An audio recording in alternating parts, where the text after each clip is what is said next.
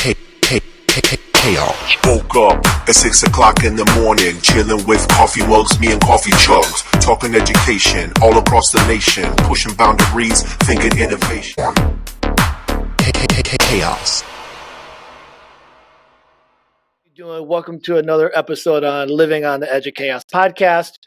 You know, I've been doing this quite some time, and so taking I don't say not a small twist, but I think trying to refine what it is that I'm truly after, and speaking with so many people, and recently so many of my topics have been around AI, and I think that will continue to be part of a lot of the conversations. But I think where the narrative has continued to push my thinking is less on like, ooh, what's the new shiny object and tool, and more on what does it mean for humanity and the stories that I think are starting to come to light, whether that's things we've glossed over and in the past that AI is kind of bringing back to the forefront of things we should think about, or just other things in general. And so today I am really, really excited to bring on a guest to the show where this is actually our first time truly having a verbal conversation. We have connected many times through LinkedIn and having conversations back and forth that way. And so I'm really excited to see where this conversation goes. And so the guest I have today is none other than Elizabeth Allen. So Elizabeth, welcome to the show. And I'll let you introduce yourself. You have quite the track record. You do so many awesome things. So we'll start off with, who are you? What do you do? And what in the world do you got going on? Thank you. Very nice to meet you. Formerly Erin. I am an educator. I've been an educator for quite some time. This is going to be, I think, year 15 for me. I started in this world in yoga teaching. Strange enough, I actually was a yoga instructor, but my family took positions teaching in South Korea, and then suddenly half my family was there. My dad was teaching there, my sister was teaching there, I started teaching there, and then I brought my brother to teach in South Korea. So all of the children and my dad, after he retired, were all teachers for that period of time, and I'm the only one that's stuck with it. I really enjoy it. But in terms of like innovation, it puts your mind in a different place when you are around innovation. And South Korea has always been a very respectful educator environment. So it was kind of fun to have the first 3 years there. But yeah, so I've been doing a lot since then. Right now, I work for a for-profit called Science Matters in America, and it's an after-school program that does hands-on learning and enrichment. We are at 36 schools in Arizona, and we're also in Colorado and in New Mexico. And currently, our CEO is running operations in this state, but he has to fly down for it. So it's a lot of hats, and there's a lot of teachers that work really hard to make it possible, because for them, most of them, it's their second job. So yeah, Thank you so much for having me on this show. In terms of AI, I know you've been working really hard on making sure that educators are informed on how to use these tools. I really appreciate it. So if you want to elaborate on what are some things that we can do in terms of using these different programs to make best use of our time, I'd love to talk more about that. Yeah, absolutely. And I definitely want to get there, but I also want to start a little bit, and you've already alluded to this a little bit too, of, I mean, if people, I got my awesome Scooby-Doo shirt on today, but people know if they listen to the show that I'm a huge comic book junkie, primarily Spider-Man fan. So I've been asking guests, you know, kind of what's your superhero journey. And so you've already alluded to that a little bit. You've got a vast background that I think about where I live here in Iowa and the educators that I know in the schools I support. You know, not everybody has taught or lived in other countries or other places. Maybe we shifted cities or maybe a state here or there. So I do want to start, at least highlight that, because one of the things that I have come to appreciate about you so much, along with your work and your insight, is you truly not only have a global network, but kind of a really a global perspective. Not that you have a pulse on every single country, but like you have a diverse lens that, you know, someone like me, I have a local filter bubble of the Midwest of the United States. I grew up in Indiana. I live in Iowa, period. Well, I want to start there and then get into this AI piece, but I think your kind of background is really instrumental in the ideas that you continue to bring into the conversations online. So could you talk a little bit more about kind of not your whole life story and upbringing, but some of your diverse backdrop in that in the workforce and the connections you have before we get into the AI? Sure. I think a big part of it is kind of just being a learner at heart and Mhm. embracing different types of learning styles by trying different things yourself and not giving up. I mean, I love that you brought Spider-Man in because I think Spider-Man always has that like affect of like self-deprecation, but he doesn't give up. And I feel like Right. that is definitely like the teacher story or the student story in so many cultures, and we share that across the boards and in the globe.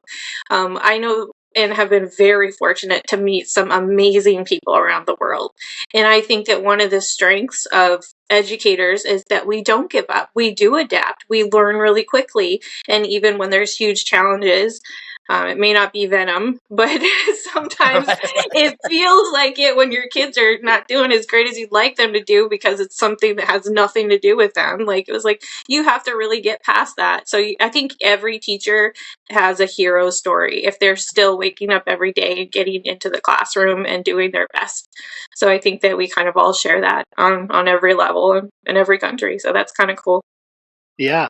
And so as we have crossed paths because of the AI conversations, which is what we want to get into today. And so maybe to kind of cue things up, because something that I think is like super uber cool that you get to do, and not that you have to share like insider trade secrets, but one of the things that you have.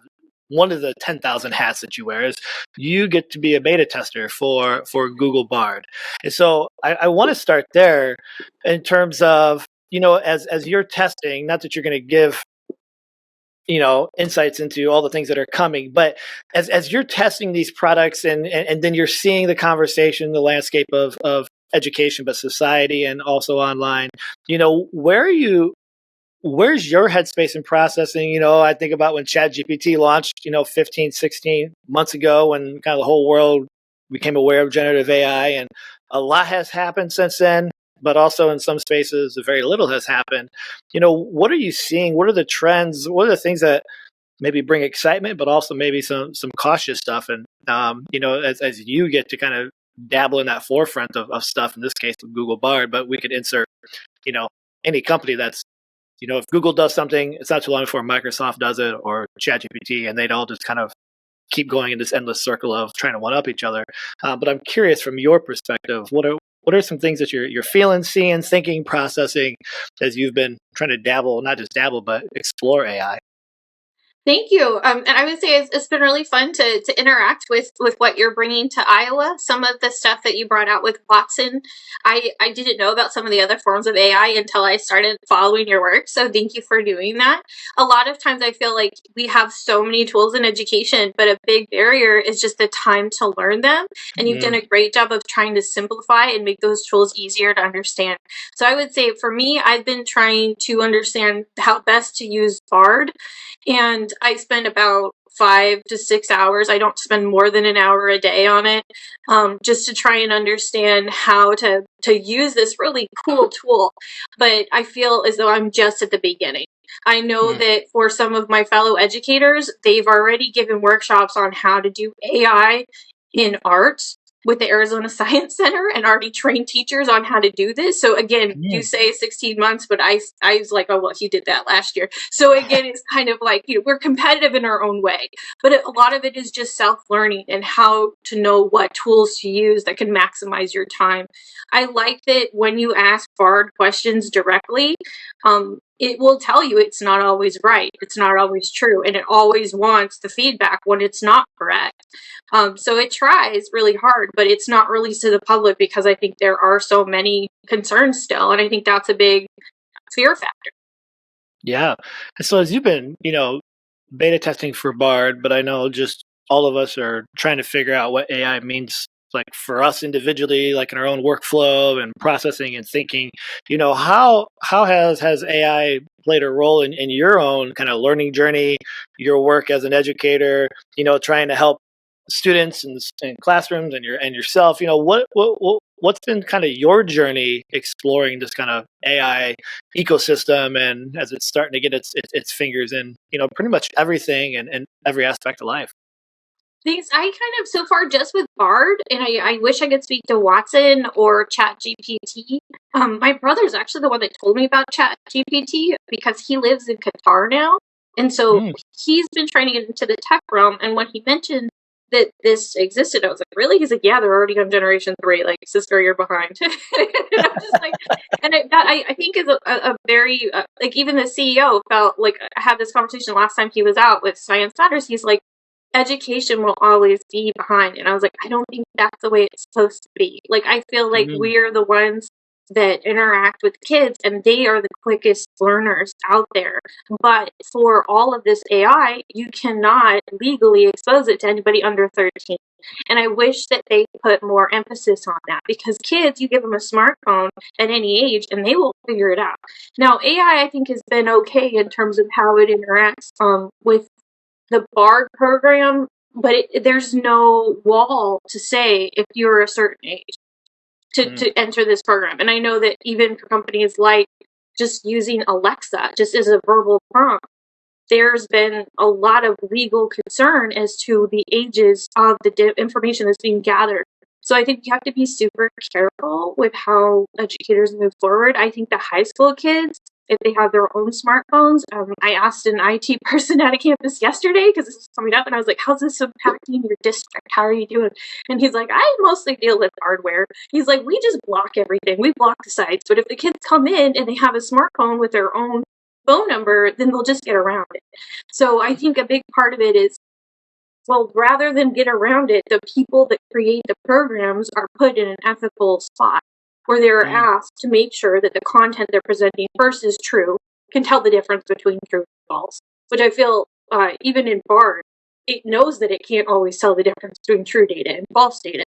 Now, that's a huge concern.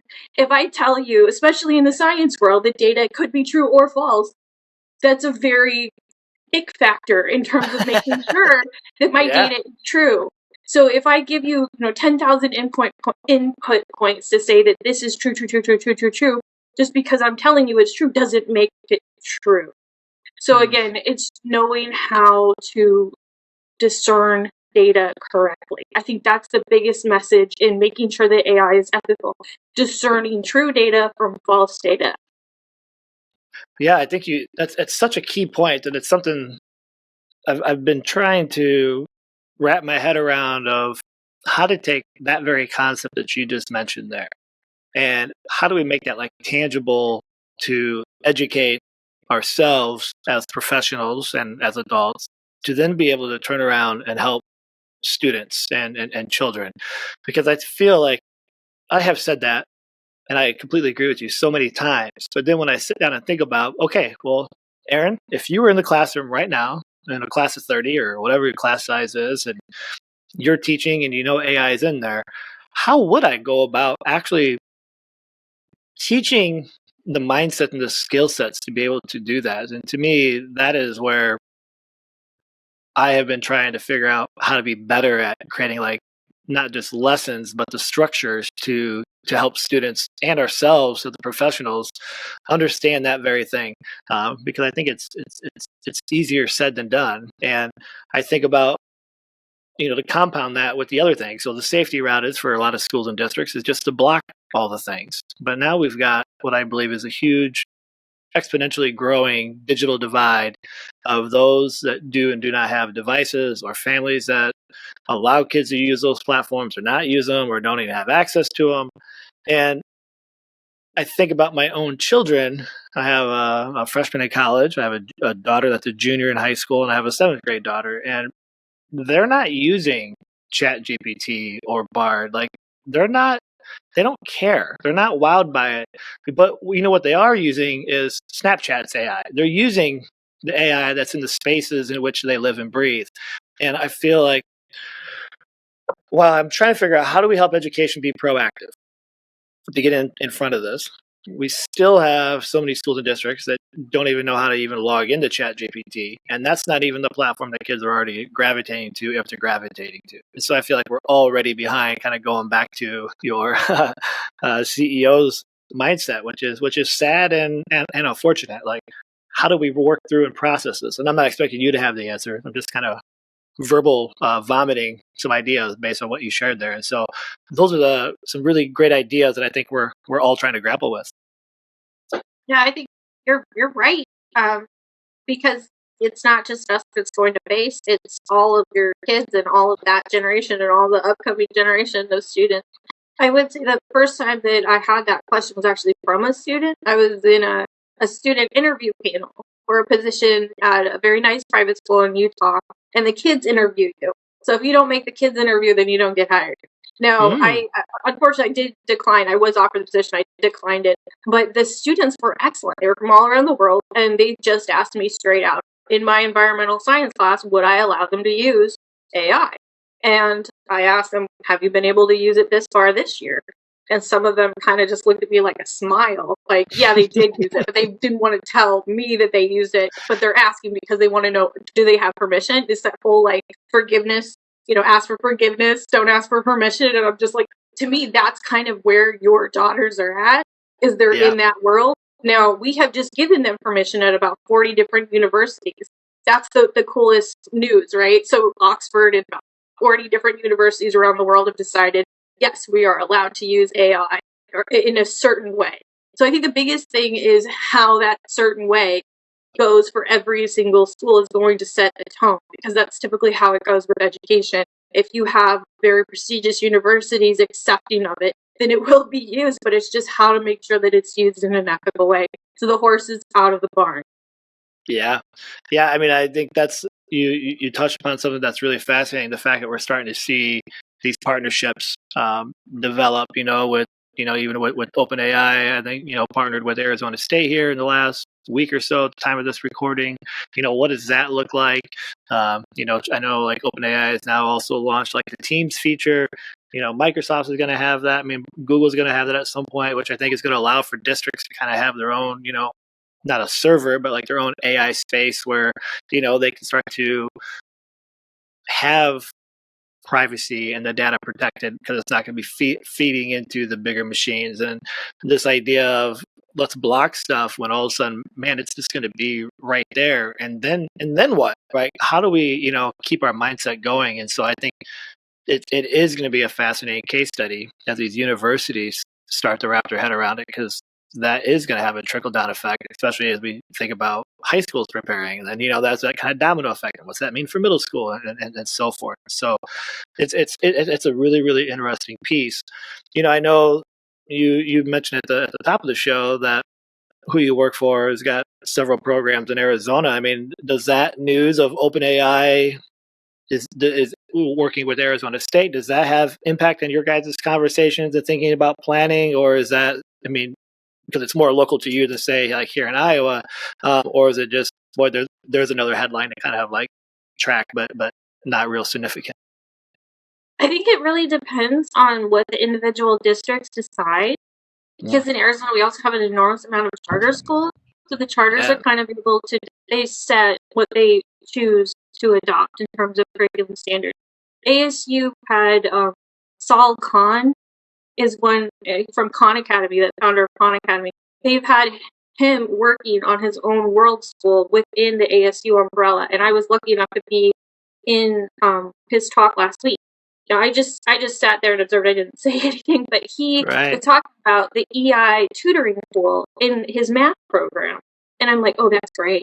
Like, that's so cool. Because my one big critique of Khan Academy is that most kids don't have an hour to see one problem explained.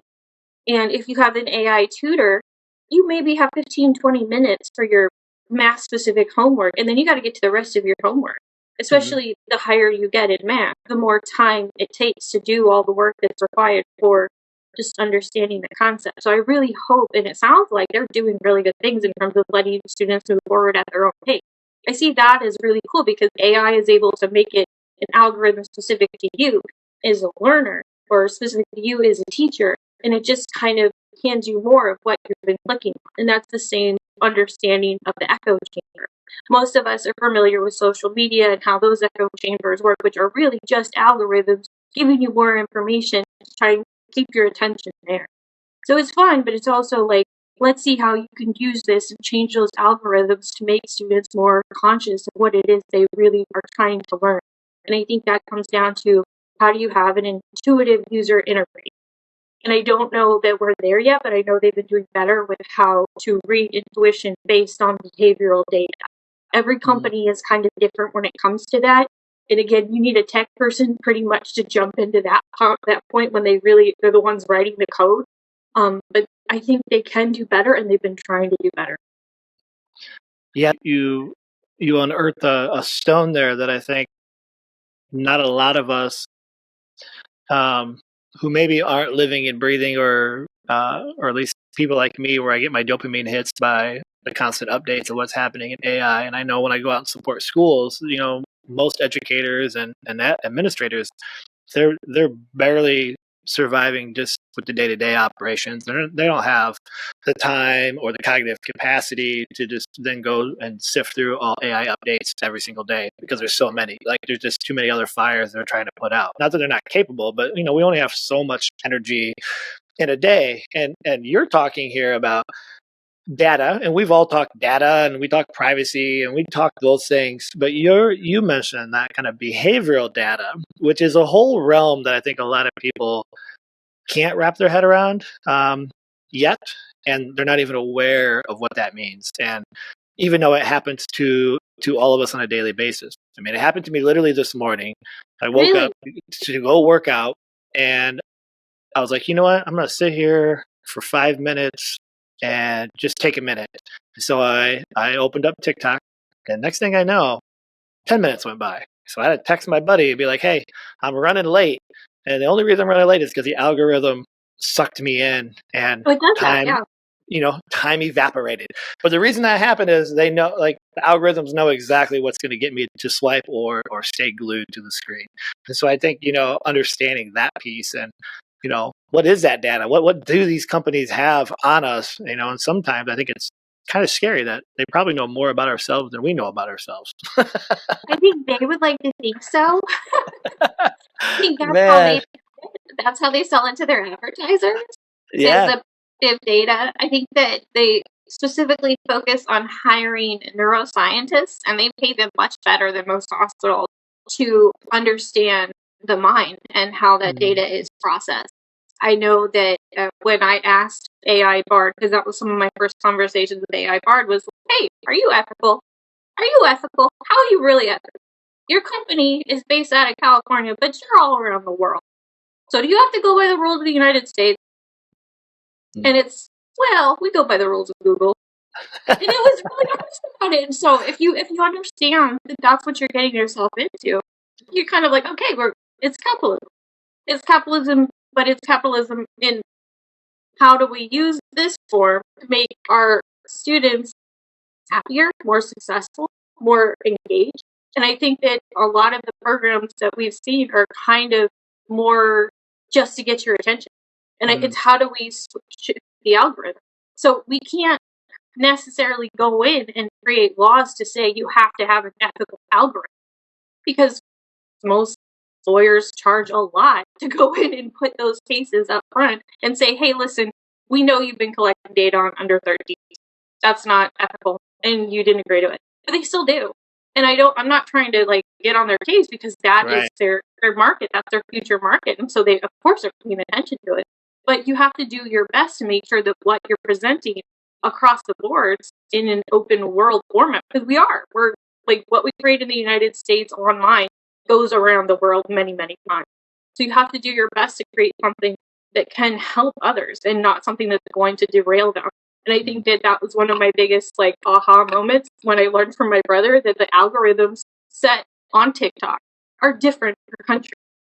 So there's specific algorithms that they change in different programs to focus on different things. So you really can go in and shift the behavioral data to say, I don't want my 13-year-old addicted to screen. I can actually go in there and I can change an algorithm, but I can also use the same exact machine to get them to do their homework. And it's really weird and cool. It's like, that's something that we can do, and we have created. So we've created a behavioral analysis machine that we just put in our pocket. And it's kind of cool, but it's also a little bit scary. It is, and you reminded me of something I was sharing when I was working with the district, and it was like the first time I think truly kind of unpacking AI, and I had them go in and use these tools for the first time, and I think their brains kind of oozed out of their ears because they just hadn't had time to sit with it. So we got in there and we were tinkering with it, and not that prompting is the answer to everything, but we started working through the prompts and just trying to better understand how these generative large language models work so that we can start to formulate the next round of questions to figure out what it means for education. And as you were talking, you reminded me, because at first there was a lot of maybe negative sentiments to what it could do, and then usually the minds start to shift a little bit. But it's no technology is good or bad. It's the humans behind it and how it's being used, and that's kind of what you're talking about there. And and maybe to move this in a bit of a positive direction as we think about this behavioral data, we think about the opportunities for AI. One of the things that I get really, really excited about is this kind of newer integration of hardware. It doesn't even have to be hardware, where we can start to leverage AI and algorithms and the technology to help those that maybe have something that in the past would have been a hindrance to them being successful in life. Take hearing loss, or being blind, or maybe some sort of learning hurdle that they might have. And one example that I love sharing with educators is, like, there's a hearing aid that you can literally buy now that's got AI integrated, that you can fine tune to the voices you want, that can actually like translate the language in real time, and so you don't have to know how to speak all the languages. And while they're not marketing education, I think about the beauty of a device such as that, where when we have a student move in from another country that doesn't know any English, like, could you start to have hearing aids that, well, at some point it'll be like AirPods, like, my own children, I think their AirPods are permanently like glued in their ears, but like that becomes just part of the natural fabric of life, where we could have these devices that's not just playing music, but I can now communicate with other people. I think, or you talked about the tutors. And so I think there's, on the flip side, those with a positive mindset, man, there's some real incredible opportunities to leverage the playing field for a lot of folks that maybe haven't always had that opportunity, just due to the lack of technology and things available to them. I think you're right. I think you're also onto something that is amazingly cool, which is how this technology came about. It's all problem solving. In a lot of adaptive technology, you mentioned people not being able to see or not being able to hear. I guess I didn't really think about it until I brought a group of high school kids that really wanted to become engineers, National Science Foundation. I don't know how that happened, probably because he's awesome. But he took 15 minutes out of his day to sit with these high school kids that were looking at the ASU engineering program a couple summers ago. And all of the data that he was alluding to, he's like, that came from adaptive school. We created this stuff so that people could learn, so that people could do things they couldn't do before. And when you see somebody that has a different kind of ability, and in California they use the term, they don't never use special needs. That's no longer PC in California. Right. You have to say learning differences. But those learning differences sometimes create strengths. And those strengths are in the form of many different technologies. Now, that's how engineers look at problems, and that's how they solve them. So I think that you're right there. You're on the cusp, which is, how was AI created? It was to solve problems. How do you use this current generation, what we're on 5 for GPT, to create less problems and solve more problems? And I think that that's our mindset. Yeah, that's so spot on. Something I was sharing a video the other day that I came across that is now becoming one of my favorites when I do training, whether it's on AI or just how do we create authentic learning experiences. And in the video, I'll put a link in the show notes for those that want to check it out. But long story short, the teacher is framing it as like, think about your most extreme student who is maybe your most challenging or frustrating, or the one you can't reach the most for whatever reason it might be. And he gets into exactly what you're just talking about, like the design for accessibility. And within the video, it has something to do with AI, but in there he talks about how texting. We all text. We probably spend more time texting than actually talking to people anymore. But that was an accessibility creation for people who couldn't hear, that are deaf, and so they're able then to communicate that way. And now it's just what we all do, but it wasn't designed originally for all of us to communicate that way. It was to serve a need for a communication divide that existed for those that had hard of hearing or were completely deaf. And the list can go on and on. They talk about like curb cuts that we all use when I roll my suitcase up on the curb when I go to a hotel or when I'm just walking across the street. That was designed for people in wheelchairs, and now we all benefit from a curb cut. And so I keep thinking about these opportunities, and to me, that's what's really exciting is as we continue to solve these things, we can all benefit no matter who we are, regardless of the learning difference or the things that maybe sometimes life deals us not the best of cards in our hand, but it doesn't mean that has to stop or impede our progress forward. If you don't mind, I'm going to take a step outside the classroom for a moment. Yep. And one of my favorite AI solutions that I've seen in the last year to 3 years, I'll go 3 years. So I think they started it way earlier than 3 years. They didn't have the AI tools more recent. How to look at a forest, right? There's that whole metaphor of a forest through the tree. Mm. Now, AI was used in forests, and it was able to actually help people understand how the rainforests are being, preserved or not being preserved. And I think that those are the types of macro problems that AI has been working on. And students are now available in programs such as we call it. So there's different programs that do this. Like you can use that data and you can bring that to the classroom and you say, hey, listen, we have a big problem. This is a real problem. We need many ideas on how to solve it. Now, this is one way that we've used to solve it. Can you do that?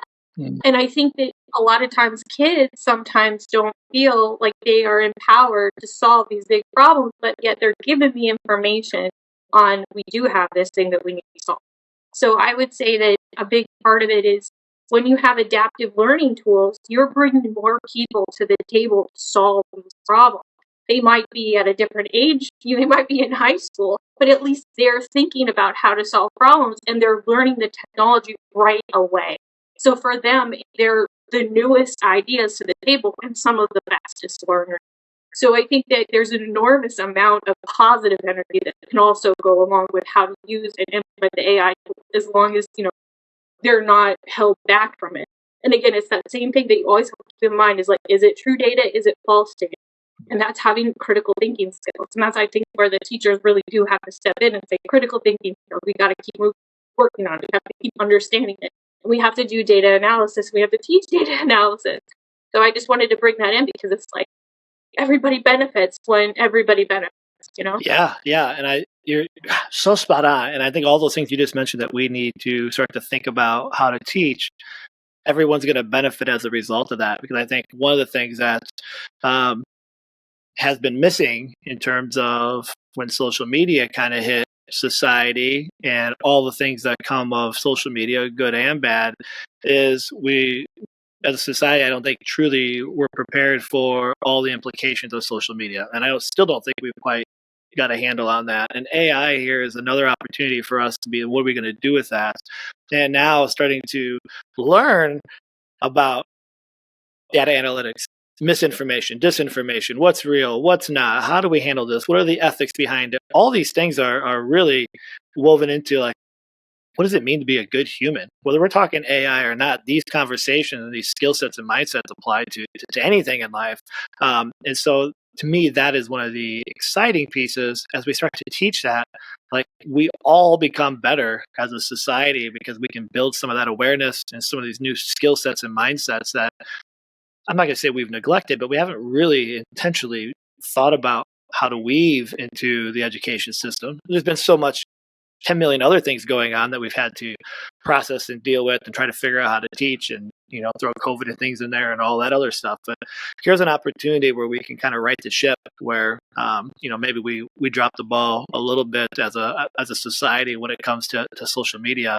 And I think those are some of the conversations that as we think about what is the purpose of school, and what is the point of the work that we're doing, hopefully those are topics that start to surface and get woven into the conversations of whatever we're teaching. It doesn't just have to necessarily be a side class. I think about social studies. Those topics apply to social studies all the time. As we think about that in science and, of course, language arts. And I mean, the list can go on and on. There's very easy, applicable opportunities to start to embed these narratives and conversations into the curriculum that we're already teaching.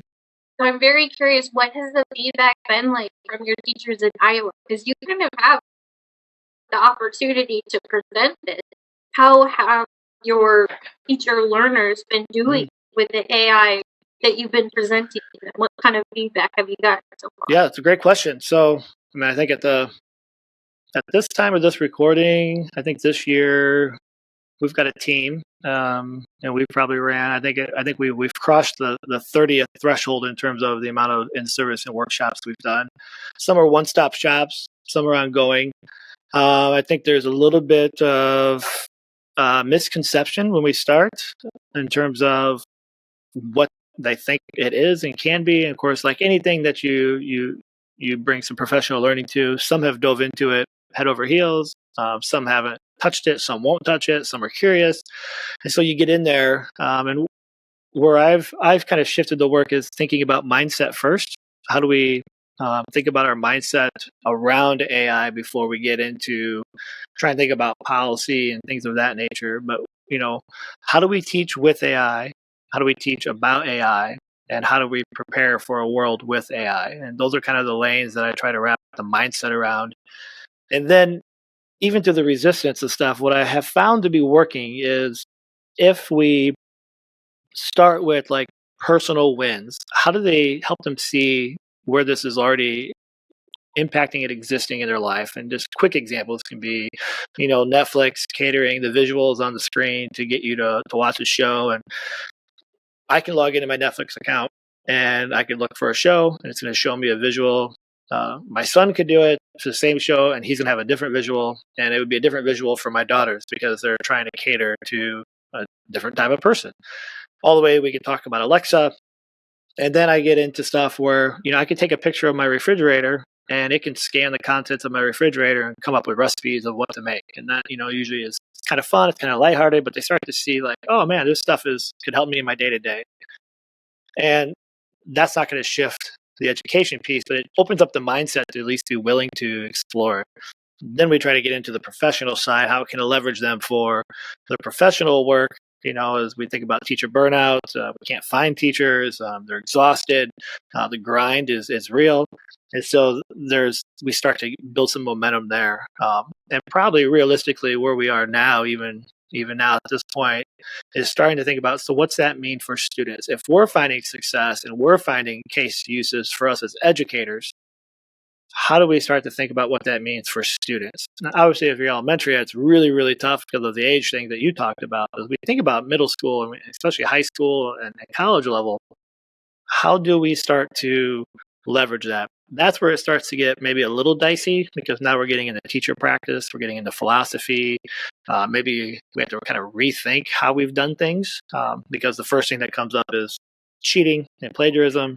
And so some of the argument that I segue is if we're not teaching kids how to use AI, then we can't be upset if they're going to cheat with it. Like, what are we doing to empower them on how to use these tools? How are we explicitly teaching process of learning over turning in a product without checkpoints along the way? We start to get into some of that, which gets into a tale as old as time in education. How do we improve our instructional practices to meet the needs of all learners? And so AI, to me, the exciting piece is it brings us back to maybe some system changes that need to happen that haven't happened for quite some time.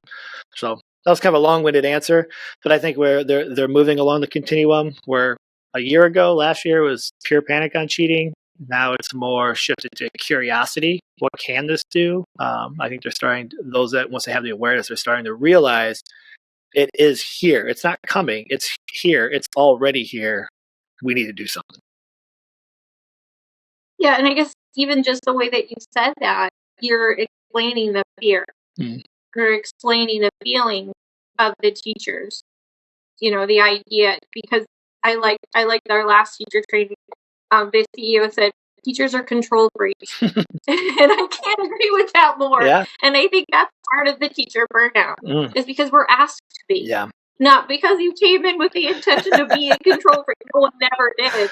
But they asked us to look after 30 little individuals. And statistically, we have to make more decisions because we have 30 individuals lots in front of us every day than any other profession. Yeah. So when you are asked to answer that many questions in that short period of time, the human brain does something very interesting. It sure does. Gross. It does. Yeah, it does.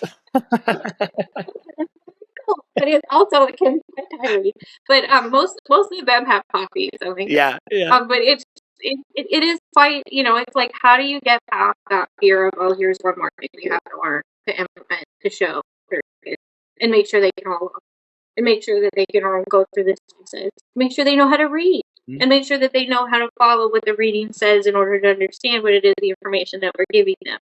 Otherwise, it's just like, it's all of those things. I think I mentioned in the outline, I have this current 5 weeks, we're on like 5 to 6 weeks that we do a certain science curriculum, and then we do a different one in the next 5 or 6 weeks. So it's kind of fun, and it changes up a bit. But I had a student who mentioned to me, I have dysgraphia. And he was very apologetic. He's like, I'm sorry, I have dysgraphia. I'm like, oh, well, how can I help you? And I feel like a lot of times tools like AI is like, hey, I have a type of dysgraphia. But instead, I don't know how to use AI. I haven't learned how to do that yet. And my brain doesn't quite know how to use all these different tools at once without becoming overwhelmed. Yeah. And I think limiting streaks very pinpoint in your teaching environment. I mean, I think they use the idea of like creating like a custom job. That's what they're doing, right? They're creating a custom job of how to present this to this district or that district. So you really have to bring on that aspect of how do you present this AI to be the best learning tool for this group. So I hope that things like having students with dysgraphia can have technology in there, just like we used to always have problems when we got spell check. And it's switched it for them. Now, we don't want to have to go that far with it, but some of the tools actually do. Yeah. And it's kind of amazing. Like, they have assisted readers, and I was very impressed with the newest version of Minecraft. Because with the Engineering for Kids, we did Minecraft education over the winter break. Oh, yeah. And it just got released last week, this Minecraft AI. And I was like, oh, this is kind of cool. The first problem they asked them to solve, how do you get enough food to all these kids? Like all these kids in line, just like really simple things. And how do you use AI to do that? But I thought it was a really good way to look at it. You break it into smaller steps. You show kids how to solve those smaller steps. You show the teachers how to get the kids to solve those smaller steps, and you move forward. And I like that aspect of like problem solving. How do you create more ways to solve more problems? But I think you also have to put a time limit on it. And I think that's the biggest challenge as always. Yeah. Yeah, absolutely. And I think you've hit on such a key piece, as we think about what this all means. I think at the end of the day, it comes back to that human element, and a phrase that I've been trying to frame through my own philosophy of education as I'm kind of like rethinking all of that is human pedagogy. And, how do we make sure that, looking at all the guidance documents from the White House and other countries, the human is in the center of the loop, but really, how are we taking care of the human? And then how can, AI augment or play a role in ensuring that, humans are being taken care of in positive ways. And so I love that you brought that up, and even quickly as you're talking Minecraft and Microsoft, I mean, the amount of tools they have, not just AI related, but their learning tools, the AI integration into all their suites. They even take Minecraft with the immersive reader, and the amount of things that are available for kids to be able to leverage Minecraft to be able to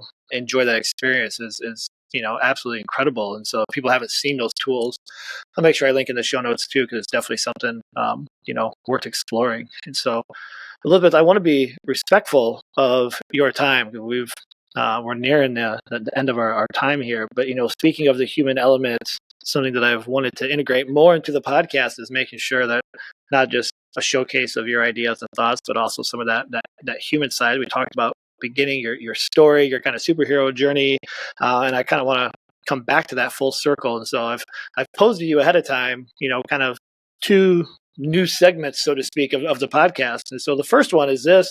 I asked you, as we think about this, it doesn't have to be AI related, but, I think about the title of this podcast, Living on the Edge of Chaos, and how do we start to make some sense of that?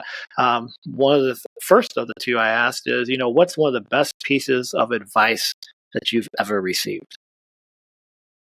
Yeah, I wrote it to you, and I'll say it again. My older sister, because she's observed me longer than anybody else. Like, she got to see me hopefully to the grave, but we'll see how that goes. Hopefully she's got more plans in her mind than watching me to the grave. But that's siblings for you.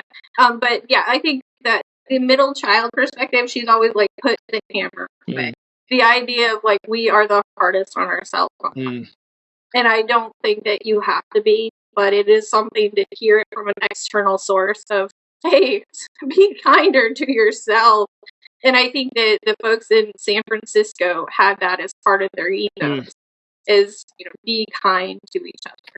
And I think that as hard as that experience, was for me in terms of my education, a lot of it had nothing to do with the kids or the educators. It was just everybody was going through a hard time, and then, be kinder to yourself. And I know that can sound very self-focused, but put the hammer away and stop beating yourself up for what you don't know yet. You're here to learn, but you're also here to participate. And part of that is you're going to have failure that comes up. Is how you deal with that makes the difference. And you don't give up. You keep going forward. So put the hammer away, friends. Keep going forward. It's so good. It's so spot on. I think giving ourselves permission to be vulnerable, to try new ideas, but at the same time, there's 18 million different quotes of what I'm going to say, but it fits right into there. Sometimes we can be our own worst enemy. And so I think that's some sage advice there from your sibling. And so that's a great one. So I appreciate you sharing. And to wrap up, before we let people know where to follow you and find your work, because you've brought some great insights, and obviously I have loved learning and following your work and insights, so I want to make sure people have that. But before we put that in there, the last thing that I want to bring out is a chance for you to give a rant or a rave. I'll leave it up to you. It can be on anything you want, and I know I framed it up to you ahead of time: book, TV show, movie, topic, current event, something that's awesome, something that maybe is frustrating. Again, this is just part of this human element in the human storyline. And so, give you the last kind of quick word here before people can follow you and learn more where you're at. But what's on top of mind? Something you're excited about, or something that you are frustrated about? It can be either or a combo. I'll let you phrase it how you want.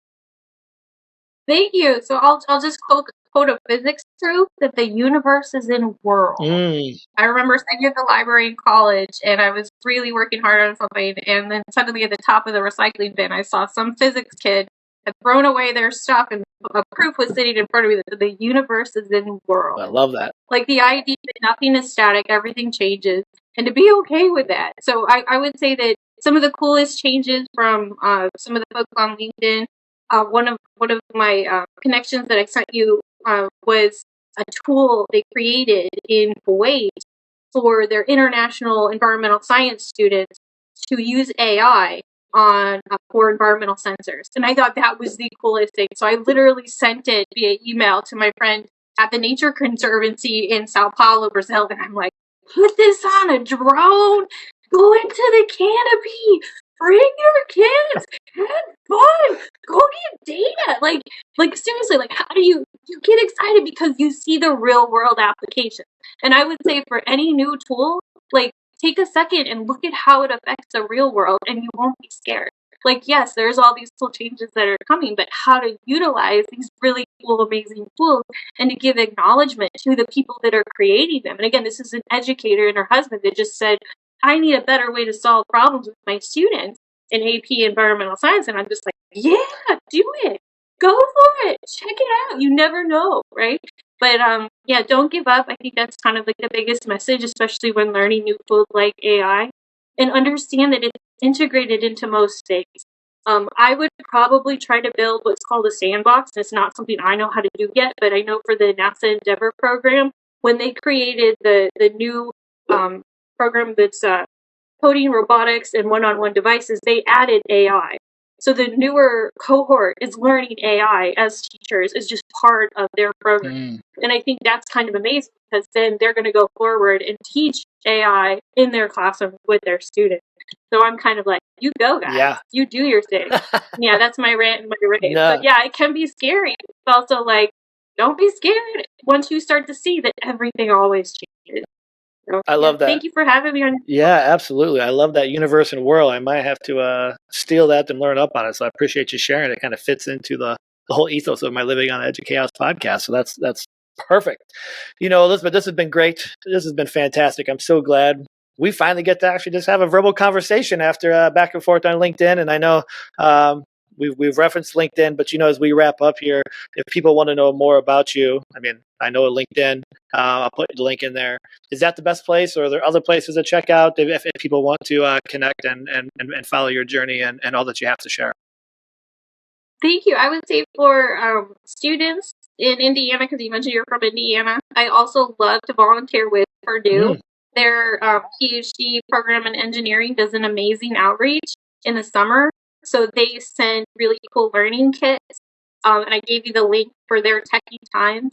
Now, that was, again, just totally random luck. A friend of a friend was like, I know you're a STEM teacher. Do you want to do this? And I was like, yeah. And then, of course, last summer I was actually teaching during that time. So I couldn't, but the 2 summers before that, I definitely did. So since you're from Indiana, I'll push the Indiana. Yeah.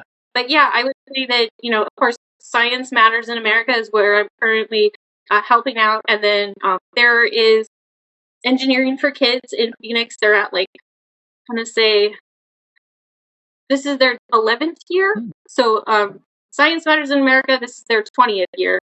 Engineering for Kids is their 11th year. And most of what they do, it's just fun. Again, it's all 100% engagement. So yes, always give respect and time to your classroom teachers, but always just embrace the third space as well, which is giving your kids outdoor experiences, having fun with them outside, using these hands-on tools, and letting them socialize and connect to solve these problems. So I think that that's kind of the biggest thing. Yes, you can find me on LinkedIn, but more importantly, what works for you and what works for your students and what works for your families, just go forward from there and have fun. Oh, I love it. And I think that is a perfect little mic drop to end our show on. So thank you so much for all the insights and taking time to chat with me and connect and share all that you do. And I appreciate all that you're doing to help education and help teachers. And so continue the great work moving forward. And I can't thank you enough for this wonderful conversation. Of course, Aaron, you take care.